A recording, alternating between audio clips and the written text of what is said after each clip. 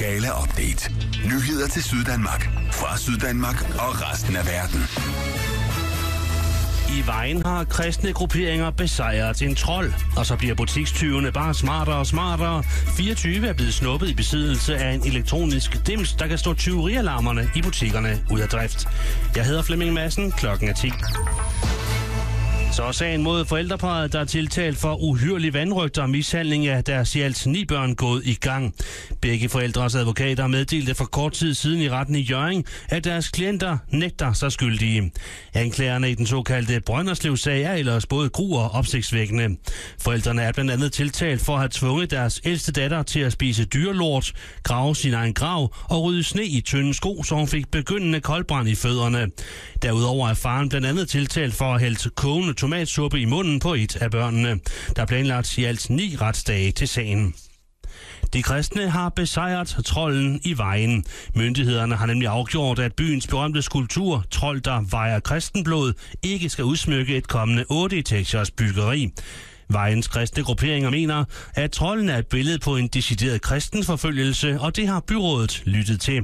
Trolden er taget af bordet, og det kalder religionssociolog Morten Warmin interessant.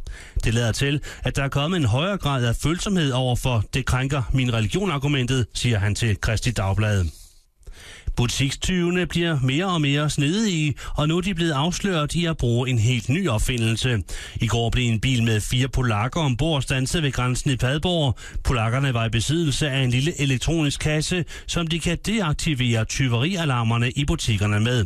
Den slags har vi ikke set før, så tyvene bliver stadig smartere, siger vagthaverne til JV.dk. I bilen fandt politiet 20 koster for knap 50.000 kroner, så den lille dims har vist sin virkning. De danske håndboldkvinder fik en overkommelig lodtrækning til næste års EM-slutrunde, der spilles i Holland til december. Danmark skal møde Kroatien, Slovakiet og Italien i kvalifikationspuljen, hvor de 2 bedste hold går videre.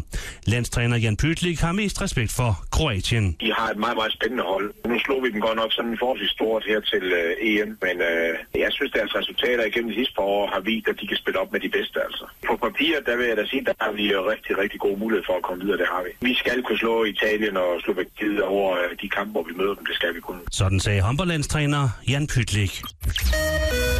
Vejret i Syddanmark. I samarbejde med den nye Citroën C4 fra Autocentralen Kolding og Haderslev. Ægte fransk køreglæde. Resten af torsdagen får vi mest tørt med nogen eller en del sol og temperatur mellem 13 og 18 grader. I aften fortsat mest tørt, til dels klart med temperatur mellem 5 og 10 grader. Hele dagen der bliver vindens let til frisk fra øst og nordøstlig retning. I morgen fredag tørt vejr med en del sol, temperatur 12 til 17 grader, let til frisk vind for øst og nordøst. Og endelig lørdag tørt og solrigt, dagtemperatur 12 til 17 grader, let til frisk vind for øst og nordøstlig retning. Syddanmarks hitradio. Dette er Skala FM. Flere hits Lige om lidt.